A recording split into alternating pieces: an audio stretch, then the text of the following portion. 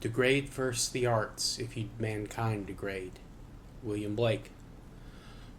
Welcome to this week's episode of Warfare, Advancement, and Revisionism. My name is Preston Floyd, and as always, I'm your host. I'd like to thank everyone for joining me this week. I appreciate it, and I would like to apologize for not having an episode this past week. I had went home to see my parents, and my vehicle that I've been using for quite a while now has had a very persistent oil leak for some time, and some other stuff was leaking as well, and I've been keeping an eye on it, just making sure oil is always in it, and it has coolant and all that other stuff. However, during my journey home, the vehicle started to overheat, and I lost air conditioning for a very brief portion of the journey as I was almost to my parents' house. And just the constant refilling and maintenance on it it just basically got to the point where I was like, I can't do this anymore. So I decided to hold off on the return trip that Monday, and I got a new car. So that's nice. It's my first new vehicle that I've ever purchased for myself. So anyway, once I got that taken care of and got back to my regular schedule, I was just trying to catch up on things on work and just trying to get back into everything else going on. So I had not had time during the week to record this episode as I initially planned. I was hoping to have it recorded Tuesday or Wednesday, but I still had some work I needed to do on it, and I just didn't feel like I was ready. So I just I'll just record on a Sunday like normal and have it out at the regular time this week. So I do apologize to everyone for the delay, and I did put out a notice on YouTube and Twitter. So if you guys ever want updates on the show, you can find them there. If it's going to be an out of the ordinary thing, I'll definitely try to post updates there. So apologies again for that. Thank you all for your patience. We did have a few downloads this week for some new people joining in, so I hope you will be listening regularly going forward. And to everyone who was looking forward to this episode, again, apologies. Regardless, I do appreciate everyone's support and listening in. So with all that out of the way, this week we're going to be going back to our usual format and focusing on regions and the peoples living in them. And this week, of course, we're returning to Africa and talking about the peoples living in the southern portion of the continent, from ocean to ocean, essentially. Now, this part of the continent is not going to be getting too much coverage this season. This is due to a number of factors. The most important is that the region and people are, with very few exceptions, still isolated from the rest of the world and even from each other in a lot of cases. And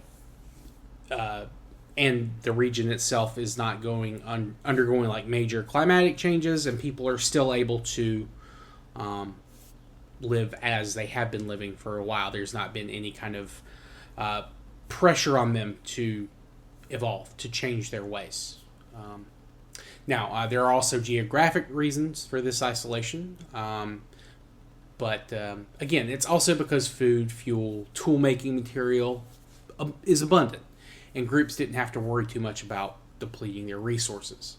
And they were able to keep up, this highly mobile hunter-gatherer lifestyle, and they were able to prosper doing it. The people living here were probably, the most numerous on Earth until probably sometime next season. Possibly maybe by the end of this season. That's debated. Of course, their population density wasn't that high. It didn't have to be. Comfortable survival and even population growth is, still very possible with smaller bands of humans and families and extended families. Now, one piece of evidence, though, does show that the Proto-San material cultures are kind of undergoing changes, though. And this is the expansion of the use of microliths, the small blades that are longer than they are wider. Or at least, I should say, at least twice as long as they are wide. This is becoming more popular this season. These type of microlithic bladelets and tools aren't really, they don't show up in South Africa until around 7000 BC, and that's an extremely small number of these show up at that point. And these are very limited number of, or types of tools, I should say, that are being made. So they're only using these small bladelets for very specific tasks. They're not, producing them in larger and larger numbers. That is something that's going to be happening this season. So during the last 1,000 years of last season, a very small number of microlithic blades are found in a very small area. And over the course of this season, the areas that these type of bladelets are found will expand out. And in some areas, they'll become more popular, at least for certain uses. But they won't become the primary type over most of the region until sometime next season. Now, another change going on in the South is that the ancestors of the San peoples are seemingly increasing their artistic productions. And I say seemingly because at almost all major sites of San rock art, there are examples of art tens of thousands of years older than the ones being made during this season. But there aren't nearly as many examples of those older pieces. There's just a few. But we do have much more art from this period and for the next couple of thousand years. However, this doesn't necessarily mean that the San's predecessors are suddenly any more artistically inclined, or that they are only now becoming more, artistically inclined, intelligent, whatever you want to call it. There's plenty of evidence that there have been plenty of works that faded away due to time and weather and all that kind of stuff, and that the San were repainting certain works and not maybe maintaining others. For what purpose, we aren't 100% sure. Maybe there were certain works that they just considered more important and they wanted to keep them bright and clear. Or maybe certain bands were erasing other bands' works or marks after they had been driven off or killed or died out, whatever. We're not sure. But it is something that is easier to see in the archaeological record from this point forward. That last point does bring me to something I want to bring up, though, especially with urban societies developing, at the very least, very rudimentary armies, and what might truly be considered a warfare among humans. And I want to just talk about combat and conflict between different hunter-gatherer bands and the like. And I've touched on this a little bit, but I haven't focused on these events too much. That said, what I'm about to mention isn't something that is solely true about the San ancestors, but this is really true of all hunter-gatherer groups. And these conflicts are extremely limited, both in size and in scope. I've talked about this before, but open combat between bands was probably not something that took place super regularly. And I can't imagine it happening at all between, smaller bands of sub 20 members. Organized fighting, when it took place, was probably based on ambush or quick hit and run fighting. There may have been cases, of course, of one-on-one combat or some type of ritual duel, as well as, something like that in some places. Of course, none of this precludes, attacks of opportunity or anger or convenience, things like that. Now, you may ask yourself, why would these extremely mobile hunter-gatherers want to fight one another? Typically, most modern people would attribute the causes of war to resources, religion, racial or ethnic conflict, territory, border, land claims, etc. Losing access to resources may be annoying, but typically hunter-gatherers had knowledge of several places where things they value could be gotten or where they knew what to look for to find these type of resources.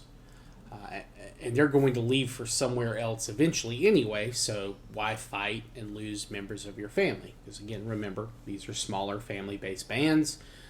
You're not typically in too much of a hurry in most cases to lose your son or your daughter or your wife or what have you when that's all you know. In terms of religion, typically in these types of societies, gods and spirits may have little to no distinction between each other, or even between animals and or other non-human entities or phenomena. It's also not apparent that they're important to the day-to-day lives of humans. And we'll talk more about this idea later when we get to more organized faiths in the urbanizing world, but in a lot of cases, early men were not quick to draw the attention of gods or spirits. This would usually only be done in times of need or at very specific times or occasions, or to appease the anger or perceived anger of one of these forces. And these early groups, while they may have had, different names depending on the languages they're speaking for these different spirits or, what have you, they generally probably would not have had much distinction between different groups. The sun is the sun, whether you call it the sun or not. And the moon is the moon, whether you call the moon or not. That kind of thing. So there wasn't any type of differences of doctrine or faith that would necessarily lead to any type of major conflict. At least not from what we have in terms of understanding with these mobile bands. And of course, again, we've already talked about how they're mobile, they're moving from place to place fairly regularly. So land claim, borders, ownership of an area is not something that is necessarily, even a concept that they may have.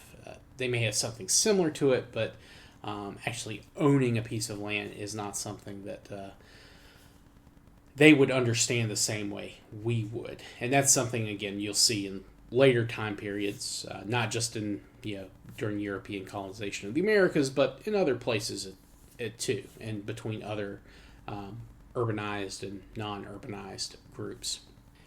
And appeasing the dead is something that may have played a part in some types of conflict, but that's also maybe not even something that these people would worry about. In some cases, you pay your respects, you bury your dead, you do your funerary practices, and that's it. They're appeased. You move on. You can always leave an area and not necessarily have to worry about an ancestor's spirit. And in cases where you do have to worry about it even after you leave them, the ancestors are typically following you. They're not staying where they're dead either. At least that's kind of one of the themes that you may see with these more mobile groups. So, that's also something you don't have to worry about staying behind and defending, much like, again, land hunting rights. Now, of course, if two groups were moving into the same area, that might set off a cause for conflict. But again, if you are clearly outnumbered by another group, you would probably just take the opportunity to leave. And the other group, they may be more numerous, but that doesn't mean that they would want to take a risks anyway. I mean, your numbers are important. If you have been very successful for a while, you're probably not going to want to risk these advantages you have when just your size is more valuable than just straight up fighting. It's much more important for intimidation than anything else, really. Now, conflicts could arise for other reasons. Things like honor. Honor killings are a thing, and that's not just in the modern usage, but hunter-gatherer groups, mobile groups, stationary groups. That's something that is very important to a lot of earlier societies. Another factor could be if someone goes missing. They may believe that another group killed them, whether they did or not. That could be a revenge point. It could be something that would lead to those type of conflicts. Say someone went out on a hunt, he never returned. He may have gotten, eaten by a lion, trampled by an elephant, something like that. He maybe got too close to a pack of hyena, what have you. And he may have, fallen foul of the animal, but, the humans have a way of knowing that. And if there's any tensions between groups, there's always the chance that they could have, pointed the finger at another group and say, hey, these guys killed our friend or our son or our brother, what have you. And that could lead to bad blood. Now, another factor, of course, would be women. Some groups may not have enough women to maintain their population, so they may have to organize raids for that. And if, one group may not be, all that keen on, maintaining an alliance with a group of people that are smaller in number than them, that don't provide any value or security, you may not be interested in trading your daughters to these people for peace or trade. The daughters may have more value in the group as opposed to being given to these smaller, for lack of a better term, upstarts. That's just probably something that a concept of an upstart might be something that would play into these type of conflicts. So that's the type of conflict and fighting and warfare that you might see in these earlier urbanized societies. And that's something that you would see among all hunter-gatherer groups, not just the San, not just the East African groups, the Khoi ancestors. So that is something to keep in mind going forward. Now, in terms of San rock art sites, you have places in what is now modern-day Namibia. You have places like Twilfelfontein, or as it's known amongst the Damara or Nama people, I believe it's Ui Ice, and I butchered that pronunciation. I know I did not do the clicks that are appropriate or the glottal stops. Then you also have Sodilo, which is in modern day Botswana, just north of South Africa, to the west of Zimbabwe. There are a number of sites in that country as well. There are places in South Africa, all around basically the southern portion of the African continent, where you can find a number of very old, very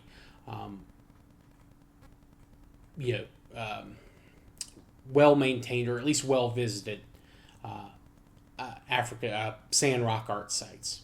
And they're called San, even though, again, these people are descendants or related to the modern San people. They had a much larger range than the modern day San do.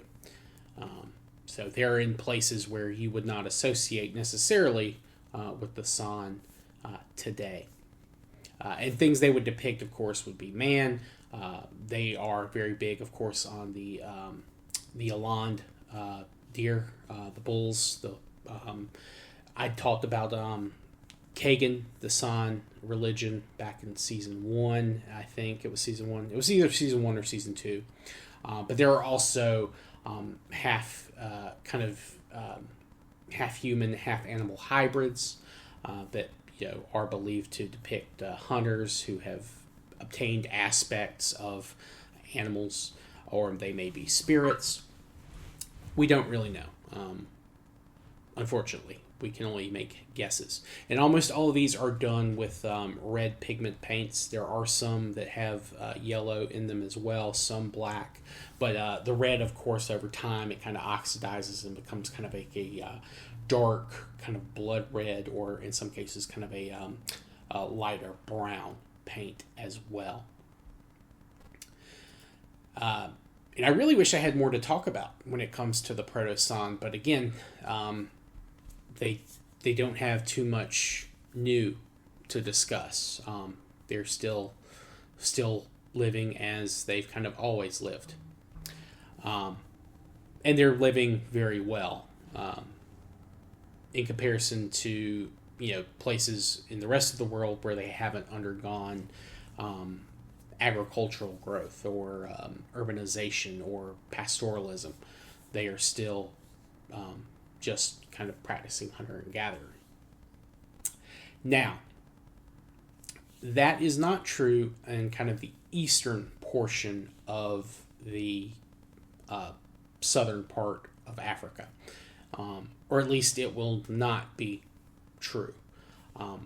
There is evidence that the kind of the tail end of this season, right around 4,000 or so, that the ancestors of the Khoi people are beginning to interact with people from the savannah regions near Sudan, or what is now modern Sudan, in the Horn regions, where these people are beginning to interact with groups to their north who have adopted pastoralism. And slowly but surely, the Khoi peoples are going to begin to take up and manage their own herds of animals. Now, again, this is very towards the tail end of this season, but it is going to start happening, and it is going to get much more popular into the next season. The Khoi are going to become very, very prolific pastoralists. And it is not just the Khoi who will be practicing this. There are groups coming down to live in the areas. People from kind of the southern portion of the Nile river systems, people from the Horn of Africa.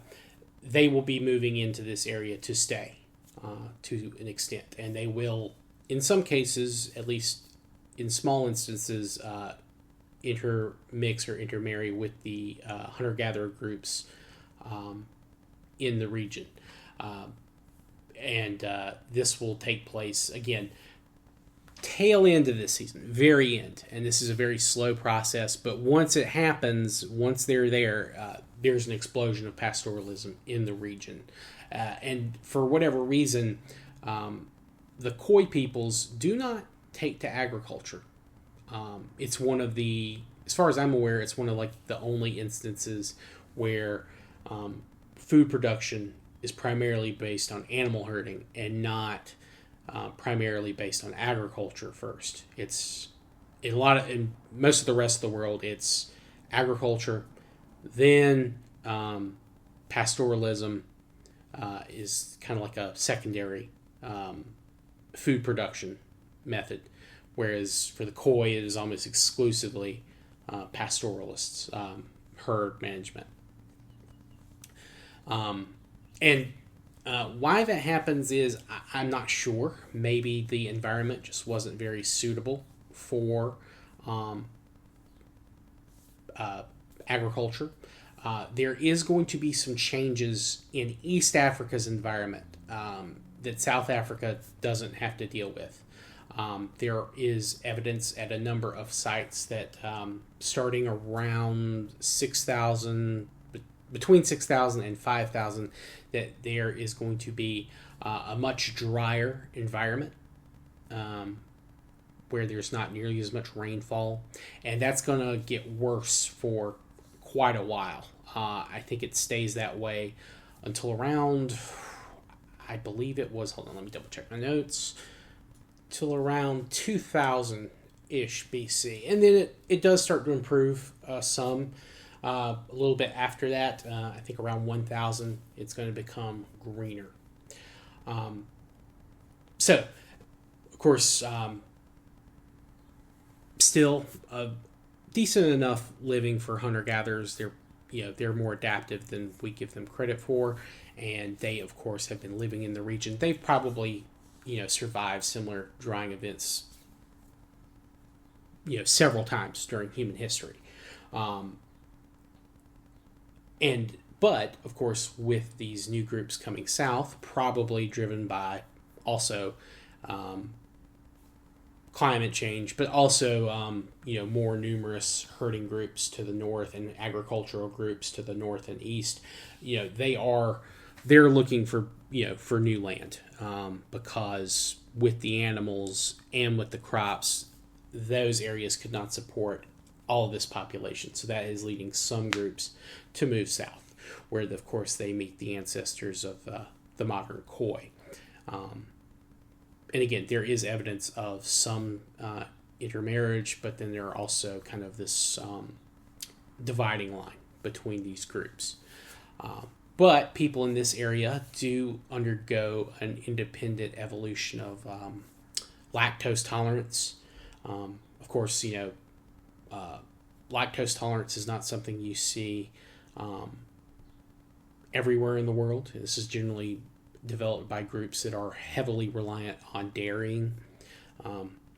And people in East Africa developed it at a separate time than people in the Europe and Asia that develop it. It's a different genetic adaptation that happens at different times. And this doesn't happen until around, I think, 2000 BC in East Africa. But it is developed by both the Khoi or the Khoi ancestors and the descendants of the people moving in from the Horn and from the Sudan region. All of these people are going to develop it independently from each other. Now, of course, there's probably a little bit of conflict because of this. I imagine that the Khoi would view these very docile, tamed goats and things like that being herded in. They would see that as a very easy meal. They probably wouldn't understand the concept of keeping an animal, as yours. While they may not, while some of these groups may not have a concept of land ownership, the pastoralists would definitely have a concept of ownership of the animal itself. And that probably led to certain levels of conflict as well. Now, of course, this region is also very well known for its obsidian. Obsidian is a very valuable trade good, and there are going to be, at this time, establishment of trade leaks for obsidian, especially in East Africa, to the north, to the Sudan, and also eventually to the west, to groups there. But I don't think the western trade routes really open until a little bit later. But they are probably trading it with some peoples to the south as well.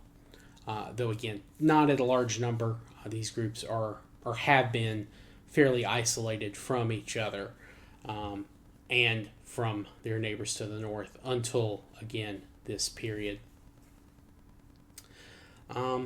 But yeah, so not a whole lot to dive in specifically. I was thinking there might be a little bit more.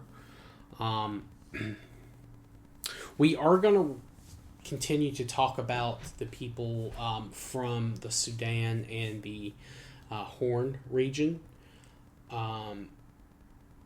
But I think next week we'll probably start talking about the West Africans because they are kind of their own thing still at this point. They too are isolated. Of course, they are beginning to practice their own types of agriculture, and they're dealing with not so much climate change in the sub-Saharan part of West Africa, but that is something that is happening in the north, in the Sahara Desert region. So they'll probably get 2 or 3 episodes focusing on them, and then we'll start moving north to talk about the Sudanese and then the Horn groups, and then we'll talk about the peoples living along the Nile and kind of northern northeastern Africa, and groups will have a couple of episodes as well. But you guys might notice this. The thumbnail is a little bit different. I've decided I'm going to try and do some kind of art, kind of based on the logo, and just kind of incorporating some images from the various regions and peoples occupying it. So we'll have a little special thumbnail for sub-Saharan Africa. As we go to other regions, we'll change the thumbnail up a little. At least that's my goal.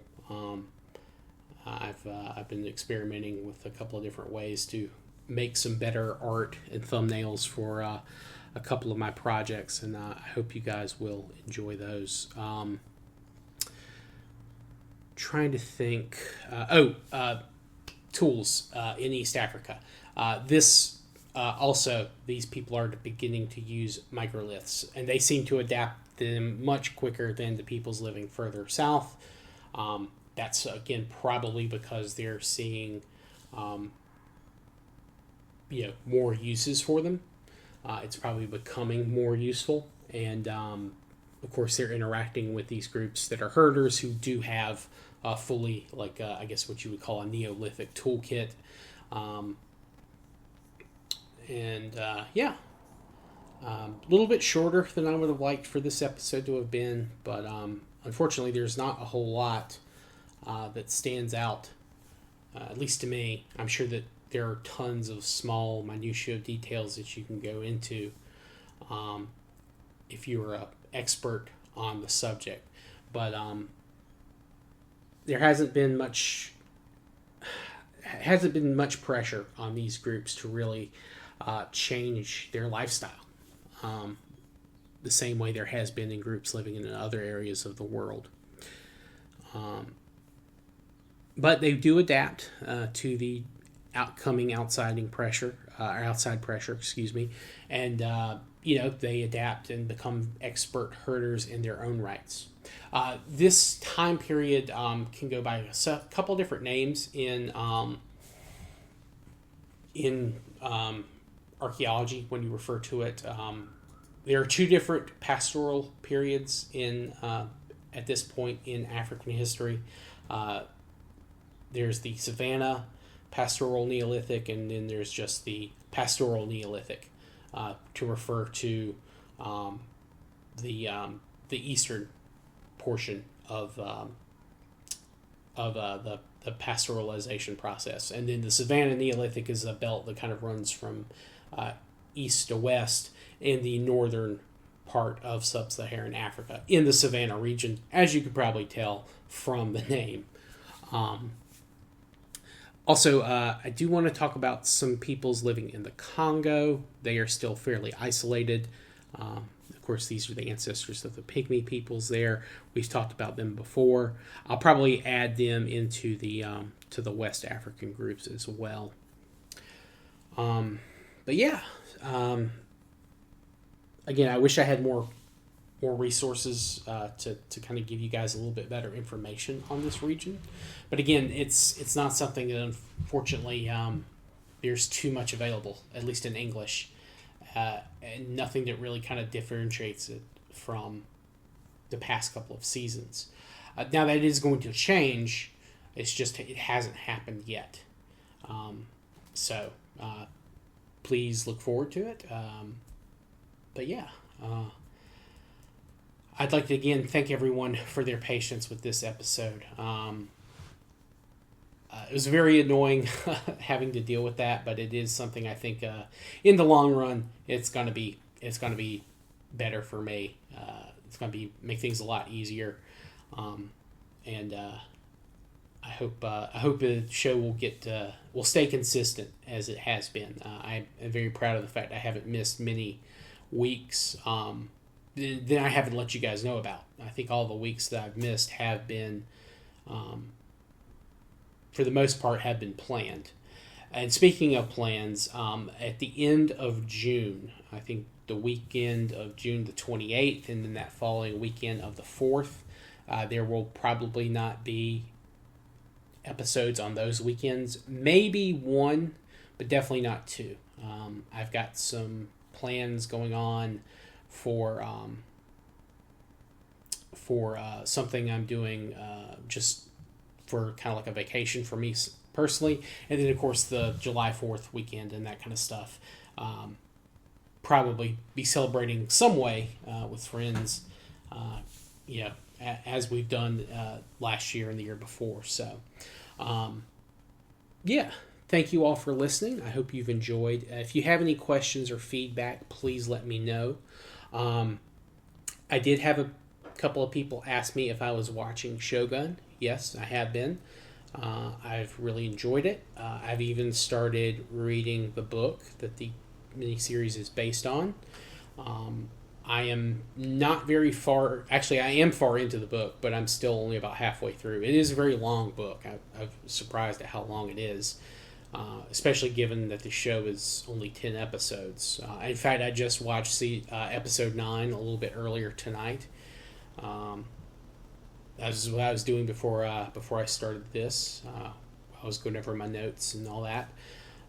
It's very good. You should watch it. I'll do an episode on Shogun, especially when we get to that period of Japanese history. It's a very great period to talk about. A lot going on, a lot of different characters. And the characters, of course, that the Japanese